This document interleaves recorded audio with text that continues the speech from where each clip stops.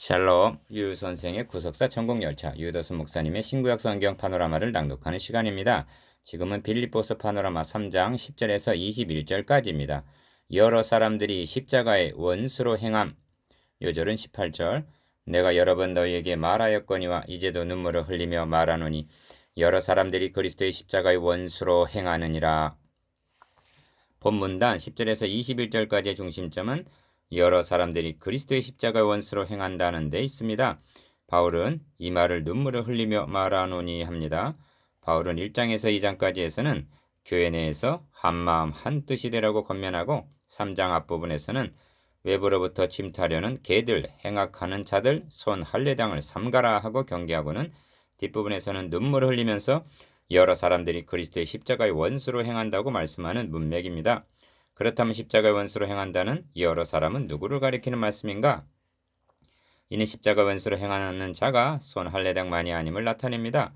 본문 관찰에서 보게 될 것입니다만 그들은 다른 극단인 무율법주의, 즉 도덕폐기론자를 가리키는 것으로 여겨집니다.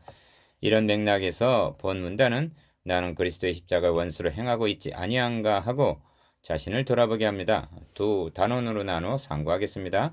첫째 단원 10절에서 16절 표대를 향하여 쫓아가노라. 둘째 단원 17절에서 21절 우리의 시민권은 하늘에 있다. 첫째 단원 10절에서 16절 표대를 향하여 쫓아가노라. 내가 이미 얻었다 함도 아니요 온전히 이루었다 함도 아니라 오직 내가 그리스도께 잡힌 바 된 그것을 잡으려고 쫓아가노라. 12절 1. 첫째 단원의 중심점은 내가 이미 얻었다 함도 아니요 잡으려고 쫓아가노라는 데 있습니다. 바울은 본 단원에서 자신의 다름질이 완료형이 아닌 진행형으로 말씀하고 있습니다.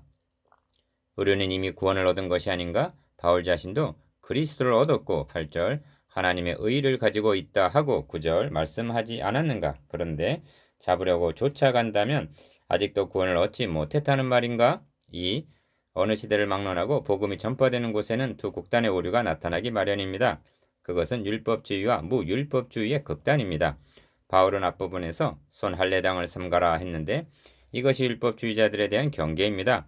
이방인 그리스도인들에게 할례를 행해야 하는가 하는 의제로 모인 예루살렘 종교회의 석상에서 바리새파적 믿는 어떤 사람들이 일어나 말하되 이방인에게 할례 주고 모세율법을 지키라 명하는 것이 마땅하다 하고 주장했습니다. 사도행전 15장 5절 이들이 율법주의자들입니다. 이들의 주장이 어째서 그리스도의 십자가의 원수로 행함인지 앞문단에서 말씀드렸습니다. 1절에서 9절 3. 그렇다면 무율법주의란 무엇인가? 이는 율법주의자들과는 정반대 극단을 뜻합니다. 그리스도께서 우리에게 자유를 주셨다. 중요한 것은 영이다. 육은 죽어서 썩어질 것이기 때문에 아무렇게 해도 괜찮다고 주장했던 것입니다. 이 점이 저희의 마침은 멸망이요 저희의 신은 배요 그 영광은 저희의 부끄러움에 있고 땅의 일을 생각하는 자라 한 19절 특성에 나타납니다. 저들은 구원은 이미 맡아놓은 것을 여기고 방종했던 것입니다. 4. 이에 대해 바울은 대답하기를 내가 이미 얻었다 함도 아니요 온전히 이루었다 함도 아니라 오직 내가 그리스도께 잡힌 바 된 그것을 잡으려고 쫓아가노라.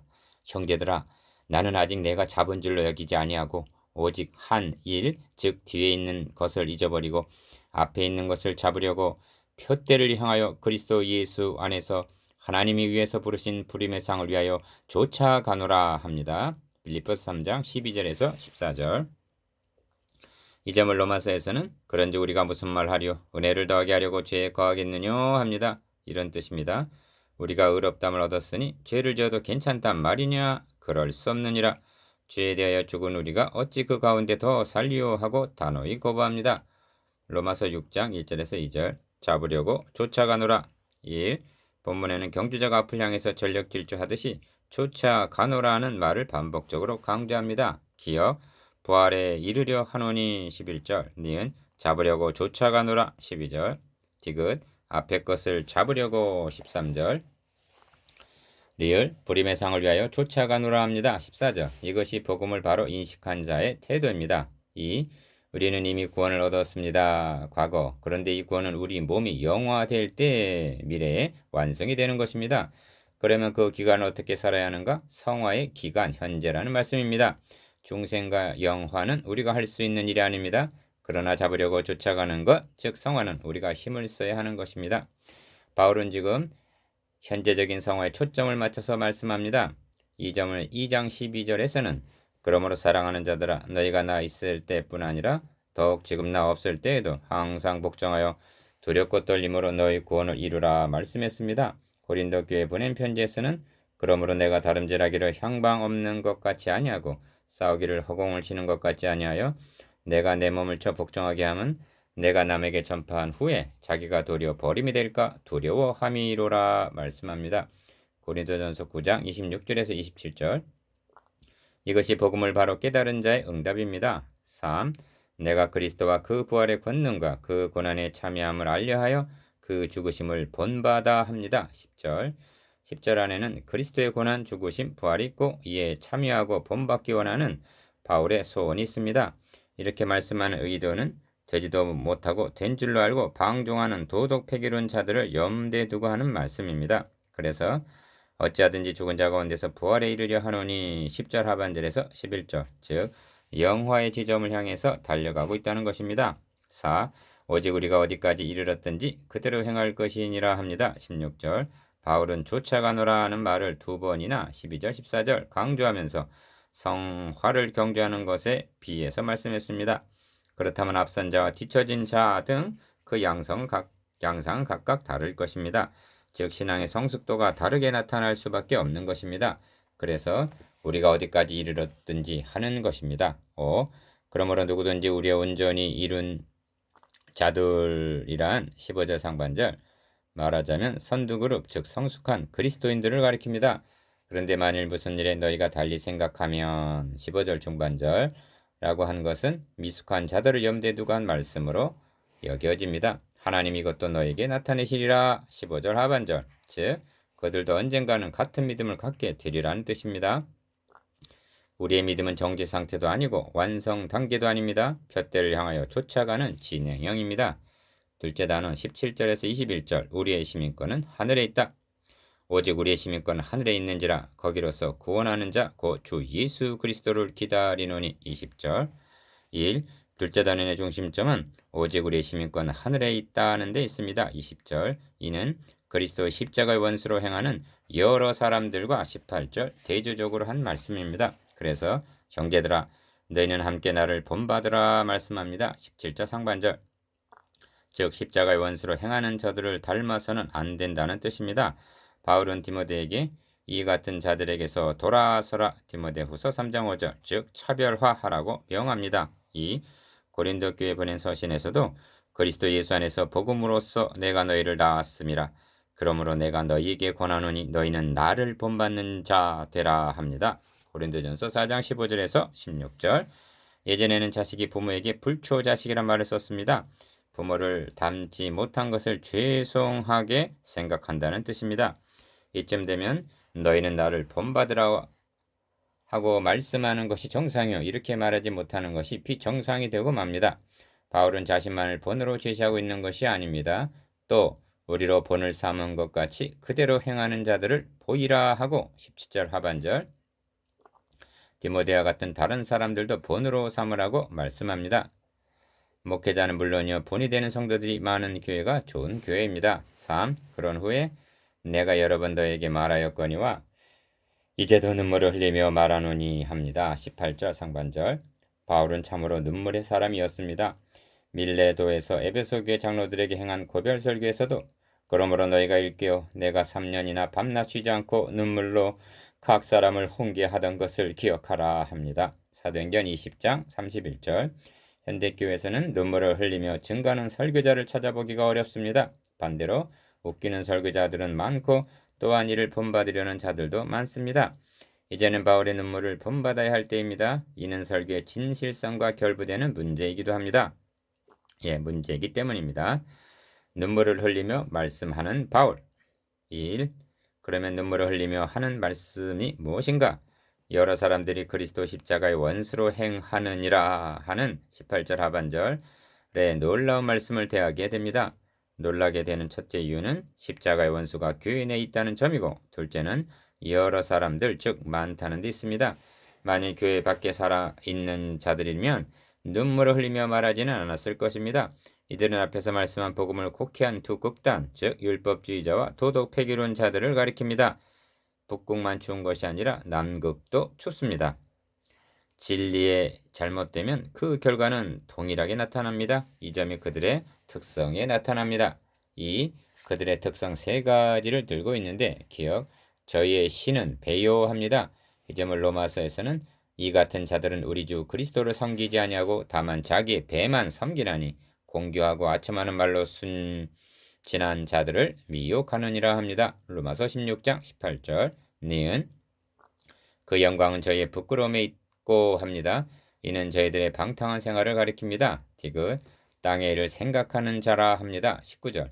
이 점을 디도서에서는 복종치 아니하고 헛된 말을 하며 속이는 자가 많은 중 특별히 할례된 가운데 심하니 저희의 입을 막을 것이라. 이런 자들이 더러운 일을 취하려고 마땅치 아니한 것을 가르쳐 집들을 온통 엎드려 치는도다 합니다. 디도서 1장 10절에서 11절. 복음 진리에 잘못 읽게 되면 윤리적으로도 파렴치한 자들이 되고 맙니다. 그렇다면 종말은 리을 저희의 마침은 멸망이요 하는 결론에 이를 수밖에 없는 것입니다. 3. 문제 심각성은 초대교회가 아니라 그로부터 2000년이라는 세월이 지난 현대교회가 어떤 모습으로 변해 있는가 하는 점입니다.